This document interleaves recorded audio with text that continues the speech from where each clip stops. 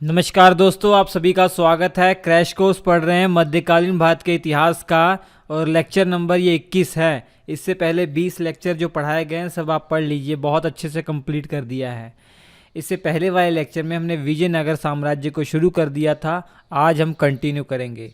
विजयनगर साम्राज्य के अधीन कुल 4 वंश हैं। विजयनगर साम्राज्य जब आप पढ़ेंगे तो कुल 4 वंशों को आपको पढ़ना है। पहला वंश जो संगम वंश था वो आपने अच्छे से पढ़ लिया है। उसके बाद हम कंटिन्यू करेंगे। पूरा बहुत सिंपल तरीके से मैप की सहायता से पूरा एक्सप्लेन किया जा रहा है। विजयनगर साम्राज्य आपका सबसे फेवरेट टॉपिक हो जाएगा। तो चलिए बढ़ते हैं आगे। मैं आपको बता दूं, विजयनगर साम्राज्य में कुल कितने वंश हैं? 4 वंश हैं। सबसे पहले संगम वंश है, वो आपने डिटेल में पढ़ लिया है। इन सभी शासकों के बारे में पढ़ा।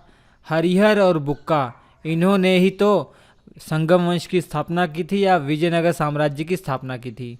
उसके बाद आखिरी जो शासक थे, कुछ महीनों के मेहमान जो थे, प्रौढ़ राय या प्रौढ़ देव इन्हें कहा जाता है, इनसे गद्दी छीन ली जाती है और एक नए वंश की शुरुआत की जाती है, सालू वंश।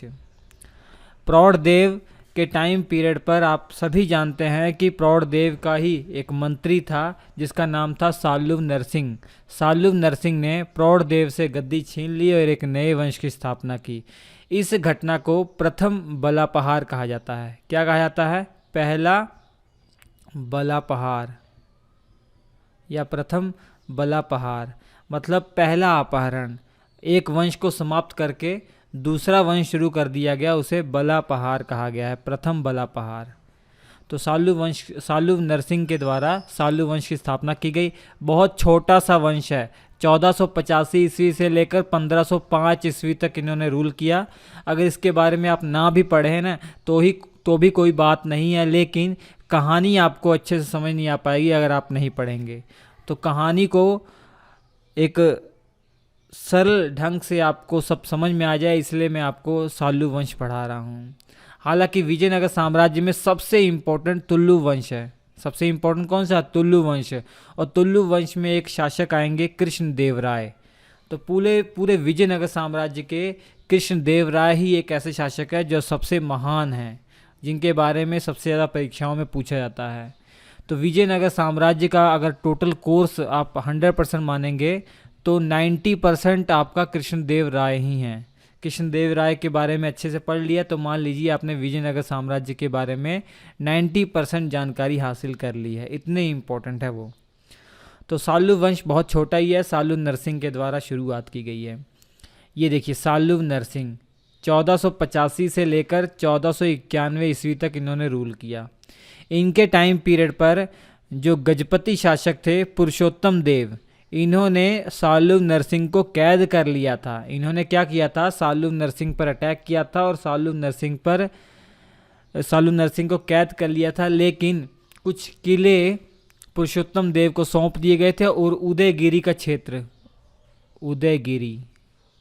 उदयगिरी का जो क्षेत्र है, उदयगिरी प्रदेश, वो भी सालू नरसिंह ने पुरुषोत्तम को दे दिया था। आंध्र प्रदेश वाले इलाके में पड़ता है। तब जाकर पुरुषोत्तम देव जो थे, गजपति शासक एक है, उन्होंने सालू नरसिंह को छोड़ा था। ठीक है, ये आप याद रखिए।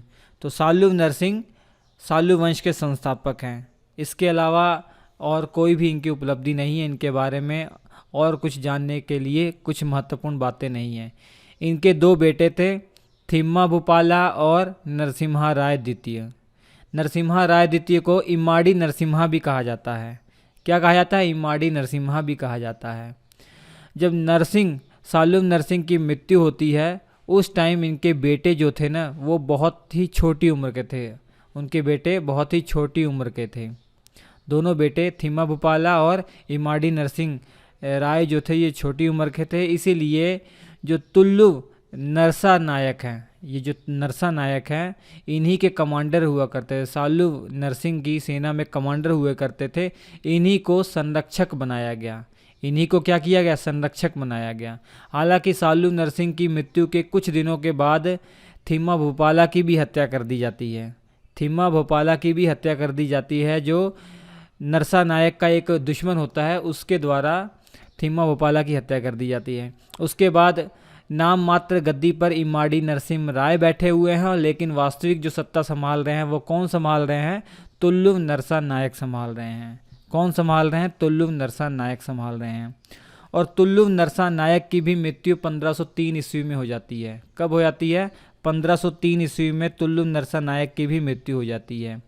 अब कायदे से देखा जाए तो गद्दी पर तो बैठने का हक इमाड़ी नरसिम्हा राय का था, क्योंकि सालू नरसिंह के बाद गद्दी पर यही बैठे हुए थे, तुल्लु नरसा नायक ही बैठे हुए थे। नाम मात्र के इमाड़ी नरसिम्हा राय जो थे ना वो शासक थे, क्योंकि अल्पवयस्क थे ये, और सारा कारोबार जो सारा शासन व्यवस्था वो नरसा नायक ही संभाल रहे थे। जब ये इनकी मृत्यु होती है तो गद्दी पर बैठने का हक इमाड़ी नरसिम्हा राय का था, क्योंकि अब ये बड़े हो चुके थे। लेकिन इमाड़ी नरसिम्हा राय गद्दी पर नहीं बैठ पाते हैं, बैठ जाते हैं वीर नरसिम्हा राय। वीर नरसिम्हा राय 1503 ईस्वी में गद्दी पर बैठ जाते हैं। तो हालांकि 1503 से लेकर 1505 ईस्वी तक, 1503 से 1505 ईस्वी तक इमाड़ी नरसिम्हा राय और वीर नरसिम्हा राय और इमाड़ी नरसिम्हा राय के बीच में संघर्ष चलता है। 1503 से लेकर 1505 ईस्वी तक इन दोनों के बीच में संघर्ष चलता है। हालांकि कई इतिहासकार बताते हैं कि 1503 से 1505 का जो शासन व्यवस्था है वो इमाड़ी नरसिम्हा राय के ही नाम पर चला था। हालांकि कुछ भी हो, बस ये याद रखिए दोनों के बीच संघर्ष रहता है। और 1505 ईस्वी में इमाड़ी नरसिम्हा राय की हत्या कर दी जाती है। किसके द्वारा? वीर नरसिम्हा राय के द्वारा। वीर नरसिम्हा राय के द्वारा इमाड़ी नरसिम्हा राय की हत्या कर दी जाती है और इस प्रकार साल्लू वंश हो जाता है समाप्त। अब वीर नरसिम्हा राय एक नए वंश की शुरुआत करते हैं जिसे कहा जाता है तुल्लु वंश। जिसे कहा जाता है तुल्लु वंश। 1505 ईस्वी से लेकर लगभग 1565 ईस्वी तक इनका शासन चलेगा, इस तुल्लु वंश का। वो आगे चलकर आप डिटेल में पढ़ेंगे। ये मैंने बताया था, वीडियो बहुत छोटा होगा क्योंकि साल्लू वंश आपको कहानी का एक रोमांच बना रहे, एक सीरियल बना रहे, इसलिए मैंने आपको बताया है। ये अगर आप कुछ ना भी याद रखें तो भी कोई बड़ी बात नहीं है परीक्षा की दृष्टि से, लेकिन कहानी के तौर पर आप याद रखिए ताकि सभी चीज़ें आपको सीरियल वाइज याद हो जाएं। तो वीर नरसिम्हा राय जो ये आप देख रहे हैं, ये आगे चलकर तुल्लु वंश की स्थापना करेंगे। हम तुल्लु वंश के बारे में पढ़ेंगे। और वीर नरसिम्हा राय के बाद इनके उत्तराधिकारी आएंगे कृष्णदेव राय, जो सबसे महान शासक थे इस विजयनगर साम्राज्य के। बहुत ही महान शासक थे दोस्तों। उनका जिक्र बाबर ने अपनी पुस्तक में भी किया है, इतने महान शासक थे। बाबर कहाँ उत्तर में बैठा हुआ था, उत्तर भारत में, और दक्षिण भारत के शासक को अपनी किताब में लिख रहा है, तो मतलब बहुत ही महान शासक होंगे, तभी ऐसा जिक्र किया गया है। तो आगे चलकर हम तुल्लु वंश पढ़ने वाले हैं। तुल्लु वंश सबसे इम्पोर्टेंट होगा, सबसे बड़ा होगा, तो कुछ भी मिस मत कीजिएगा। मैंने आपको बताया था class notes Shri education app पर अवेलेबल हो चुके हैं। इस वीडियो के डिस्क्रिप्शन में ऐप का लिंक दिया हुआ है, या सिंपली SHRI स्पेस डालकर एजुकेशन लिखकर सर्च कर लीजिए प्ले स्टोर पर, हमारी ऐप आ जाएगी। वहाँ से आप ये वीडियो देख लीजिए, उसके बाद क्लास नोट्स पढ़ लीजिए। आपका सबसे अच्छा जो फेवरेट सब्जेक्ट ये हो जाएगा आपका। हालांकि कंप्लीट GS के नोट्स वहाँ प्रोवाइड करा दिए गए हैं, और GS फाउंडेशन बैच भी पढ़ाया जा रहा है वहाँ पे। पूरा GS को एकदम बेसिक रूप से पढ़ाया जा रहा है। अगर ज्वाइन करना चाहें तो ज्वाइन कर सकते हैं। Thank you.